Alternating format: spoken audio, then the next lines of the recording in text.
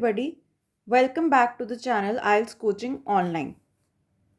Now today we will be studying about how to answer the questions in the introduction portion of the speaking test. आपके सामने एक question paper है of the speaking test as you can see. सबसे पहले जो speaking module होता है it has 3 parts. Part 1 introduction, part 2 is about the cue card and part 3 is about the discussion. इन तीनों सेक्शंस के बारे में हम धीरे धीरे करके अपने आने वाली क्लासेस में डिस्कस करेंगे. But for now as you can see in the introduction portion is basically like a warm up session. अब यहाँ पे जो क्वेश्चंस होते हैं वो बहुत ज़्यादा इलेबोरेटिव नहीं होते हैं. थोड़े से जो क्वेश्चंस होते हैं वो सिंपल होते हैं. अब हम इस वीडियो में देखेंगे कि how we are suppose to answer the questions in the introduction portion. For example, the questions can be simple as, do you like science? What science subjects did you study in your school? Is there anything that you do not like about science? तो questions बहुत ही simple होते हैं. अब हमें answers भी इनका simple ही रखना चाहिए. Now let us quickly see कि how we are suppose to answer the questions. क्या रूल्स रहते हैं. सबसे पहला रूल तो यही है कि we should answer our questions into 2 to 3 sentences. सिर्फ 2 से 3 सेंटेंसेस में ही हमने अपना जो आंसर है वो देना चाहिए, क्योंकि ये एक वार्म अप सेशन है. इसमें कोई डिमांड नहीं है कि हम अपने बहुत ज़्यादा लेंथी या एलैबोरेटिव आंसर्स दें, तो we should avoid that. Second strategy हमारी क्या रहेगी इन ऑर्डर टू आंसर. अब हमें ये तो पता है कि हमें 2 से 3 लाइंस में आंसर देना है, but how do we need to express the answer. तो उसकी एक सिंपल सी स्ट्रैटेजी यही रहती है कि हमें आंसर देना है और साथ में एक उसका वैलिड रीज़न देना होता है. फॉर एग्जाम्पल, अगर हमारा पहला क्वेश्चन था डू यू लाइक साइंस, तो हम इसका जो आंसर है वो येस में भी दे सकते हैं, हम इसका आंसर नो में भी दे सकते हैं. ये हमारी साइकोलॉजी के ऊपर या ये हमारी प्रेफरेंस के ऊपर डिपेंड करता है. It is a complete myth, complete misconception है कि हम नो में कोई आंसर नहीं दे सकते. फॉर एग्जाम्पल, मैं ये बोल सकती हूँ, अगर मुझे क्वेश्चन पूछा जाता है डू यू लाइक साइंस, तो I can say yes I do like science. हमने सिर्फ येस या नो में आंसर नहीं देना होता. We have to frame complete sentences. No doubt 2 to 3 sentences में हमने आंसर देना है, but they should be complete sentences. Yes I do like science.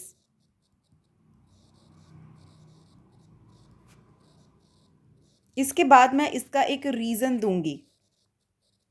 Reason क्या रहेगा.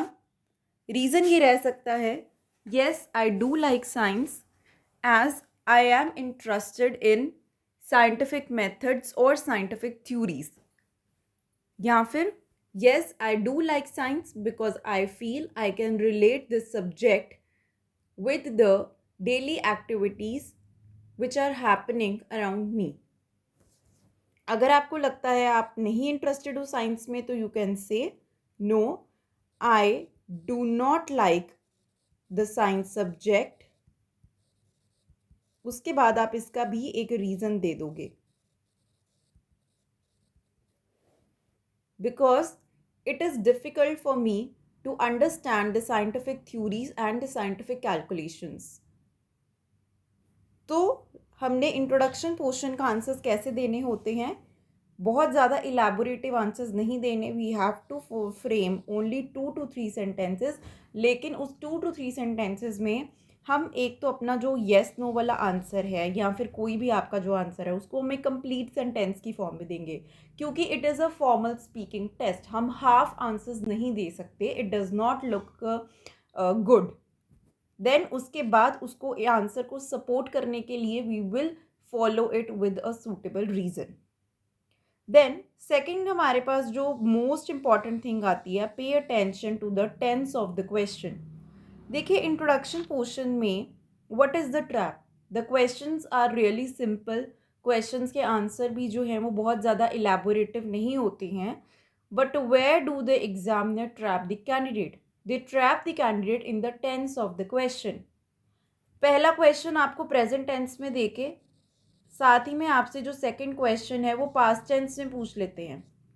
Here it is obviously yes. What science subject did you like the most in school?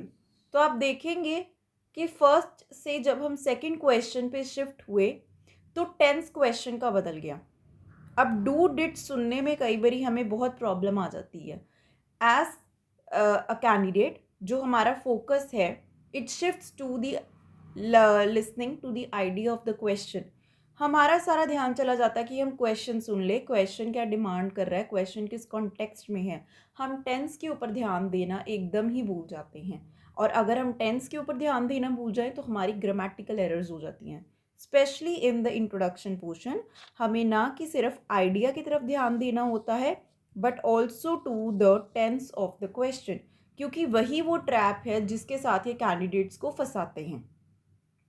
Moving on, since introduction is a warm-up session, so we need not to elaborate our answers much. As discussed earlier, हम अपने answers जो हैं वो compact रखेंगे, brief रखेंगे, लेकिन full fledged answers रखेंगे. And we will also support and complete our ideas with a suitable reason. Last गलती जो स्टूडेंट्स करते हैं which can negatively impact their scores is the fluency. Now, sometimes as you can see, this is a question paper. As you can see, जो introduction के questions होते हैं they are quite simple. तो कई बार जो students होते हैं they have a lot of content to speak and they speak very fluently, very fast in the introduction portion. लेकिन इसकी वजह से क्या हो सकता है, इसकी वजह से they can lose their marks later on. अगर हम इंट्रोडक्शन पोर्शन में बहुत ज़्यादा स्पीड से और बहुत ज़्यादा इलेबोरेटिव आंसर्स देंगे तो हो सकता है जब तक हम क्यू कार्ड पे और डिस्कशन पे पहुँचें वी माइट गेट एग्जॉस्ट, या फिर हमारे पास उस टॉपिक के बारे में इतने आइडियाज़ ना बन पाएँ. तो उसकी वजह से हमारी फ्लुएंसी में एक ड्रॉप आ जाएगा. नेचुरली हमारी टोन में, हमारा जो फ्रीक्वेंसी है जिसमें हम पॉजेज ले रहे हैं उसमें एक ड्रॉप आ जाएगा. Now this can all negatively affect our score, क्योंकि एग्जामिनर के माइंड में पहले ही हमारे बारे में ये एक इमेज बन चुकी हुई है that this candidate is very fluent, it is very fast. ठीक है, तो always it is advised to go slow. So these are all the things which you should remember. Let's revise it quickly. In the introduction portion we are suppose to give answers of 2 to 3 sentences. Answers हमें किस तरह से देने हैं, answers में we have to form the complete sentence followed by a reason, कि हमारा जो आंसर है वो एक कंप्लीट आंसर लगे. We have to pay attention to the tense of the question, क्योंकि इंट्रोडक्शन में they trap the candidate in the tense of the question. आप देखोगे हर सेकेंड क्वेश्चन में the demand of the tense in the question will be different. So you need to listen to the tense of the question also. Do not elaborate your answers much. There is no need to get exhausted, and exhaust your vocab also, because this is not the demand. It's just a warm-up session. The speed and the fluency, it should be moderate. एकदम हम आहिस्ता से अपनी जो speed है वो build करेंगे so that जो हमारा पूरा स्पीकिंग का सेशन है अगर आप देखो तो वो एक कंप्लीट लगे. ऐसा नहीं होना चाहिए कि इंट्रोडक्शन में बहुत ज़्यादा स्पीड है, क्यू कार्ड में थोड़े से पॉजेज आने शुरू हो गए, दैन डिस्कशन में फिर से पॉजेज आने शुरू हो गए. तो इट इज़ बेटर आप पहले से ही अपनी जो स्पीड है वो एकदम मॉडरेट रखें, because you remember that it is the formal speaking test. कुछ फेमस टॉपिक्स की बात कर लेते हैं जो इंट्रोडक्शन पोर्शन में अक्सर पूछे जाते हैं. होम टाउन के बारे में पूछा जाता है, हॉबीज़ के बारे में, स्टडीज़ के बारे में, weather, science, books, tourism, travel के बारे में, communication, what languages do you speak. Schools के बारे में पूछा जाता है, आपकी स्टडीज़ के बारे में पूछा जाता है, आपकी स्टडीज़ के फ्यूचर प्लान्स के बारे में पूछा जाता है, एंड एनवायरनमेंट इन जनरल के बारे में भी कुछ पूछा जाएगा. So what you can do is that what you can do is basically आप इन सब टॉपिक्स के बारे में जो काफ़ी ज़्यादा फेमस टॉपिक्स हैं we can prepare a set of vocabulary for ourselves for these famous topics. ठीक है जी. अब उस फेमस टॉपिक्स को हम क्या कर सकते हैं, हम इन वोकैब को अपने पास रख के we can use it for different set of questions. अब आगे आने वाली सीरीज़ में, आगे आने वाली वीडियोस में we will be discussing the suitable vocab words for these kind of the introduction questions.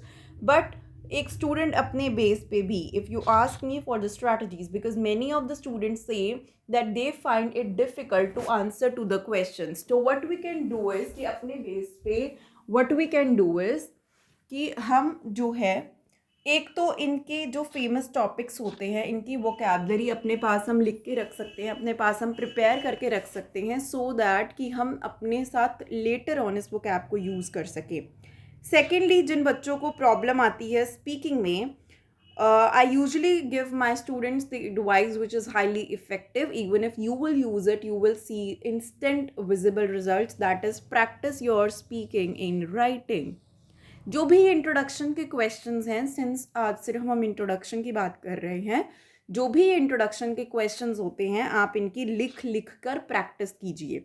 लिख लिख कर प्रैक्टिस कीजिए करेंगे तो आपकी सेंटेंस फॉर्मेशन इंप्रूव होगी, आपके टेंसेस इंप्रूव होंगे, and what ever vocab words आप ढूंढ के यहाँ प्रैक्टिस करके यहाँ आप लर्न करके अपने पास रिटन में लिख रहे हैं, तो वो आपको काफ़ी लंबे समय तक रिटेन भी रहेंगे, and you will also be able to transfer the vocab words. Transfer the vocab words से क्या मतलब है कि जो आपने vocab words एक जगह यूज़ किए हैं आप उनको और भी 2-3 जगह यूज़ कर पाएंगे. सो ऑलवेज़ अगर आपको वो काफ़ी दिक्कत आती है स्पीकिंग में, तो always practice your speaking in writing. Likewise अपने इंट्रोडक्शन की जो वोकैब है उसको आप लर्न करना शुरू कीजिए. फेमस टॉपिक्स उठाइए. For example, home town is a very common topic, communication is a very important topic, likewise school is a very common topic. तो इनके बारे में जो आप वोकैब वर्ड्स है वो मेमोराइज करने शुरू कीजिए. लास्ट में जो हमने स्ट्रैटेजीज की हैं that how we are suppose to answer the questions, उसके साथ रिलेटेड हम एक छोटी सी एक्टिविटी कर लेते हैं, छोटा सा इंट्रोडक्शन पोर्शन. फॉर एग्जांपल, पहला क्वेश्चन है, were you taught art at school. अब आप सबको पता है कि जो आर्ट सब्जेक्ट है वो हमें स्कूल में पढ़ाया जाता है. तो what will be the strategy to answer the question. First we will answer and then we will support it with a suitable reason. तो मैं क्या कर सकती हूँ? Were you taught art at school? Definitely yes, I was taught art at school. अब इसका हम एक रीज़न देंगे. It was a compulsory subject to be taught to every student till my secondary education. बस that's it. सेकेंड क्वेश्चन लेंगे, Have you ever been to an art gallery? तो अब हम इसका आंसर नो में भी दे सकते हैं, येस में भी दे सकते हैं. सिंस मैंने पहला आंसर पॉजिटिव सेंस में दिया था तो मैं नेगेटिव सेंस में ये वाला आंसर देना चाहूँगी. No, I haven't been to an art gallery yet. अब इसका हम रीज़न देंगे क्यों. Because there are not much art galleries in my town and the one which used to be there, it has been renovated or it has been replaced with a new building. ठीक है जी. Third question, do you like putting paintings on the wall of your house. तो इसका answer again हम yes no में किसी भी sense में दे सकते हैं. Definitely I like putting paintings on the walls of my house because I feel it add life to my house and it just makes my house look more appealing and more beautiful. तो इसी simple strategy को use करते हुए we will answer all these questions. Let us quickly again revise the strategies. सबसे पहले तो हम answer देंगे followed by a suitable reason. Answer देने के साथ साथ हमें टेंस ऑफ द क्वेश्चन के ऊपर ध्यान रखना है. आंसर्स को हमें बहुत ज़्यादा अपने इलेबोरेट नहीं करना है. इन द फर्दर वीडियोज़ अब हम इसकी जो है वो कैब के बारे में बात करेंगे. आई होप दिस स्ट्रैटेजीज़ आपको समझ में आ गई हैं and I basically urge you to use the strategies while building up your introduction question and you will definitely see the visible results. अगर आपको इन स्ट्रैटेजीज़ के अलावा फिर भी प्रैक्टिस करनी है तो प्लीज़ प्रैक्टिस कीजिए अपनी स्पीकिंग को राइटिंग में in order to see the instant results. अगर आपको कुछ और क्वेरी है you can comment down below and we can make a video on that very query या फिर we can discuss that topic in the upcoming videos. Thank you.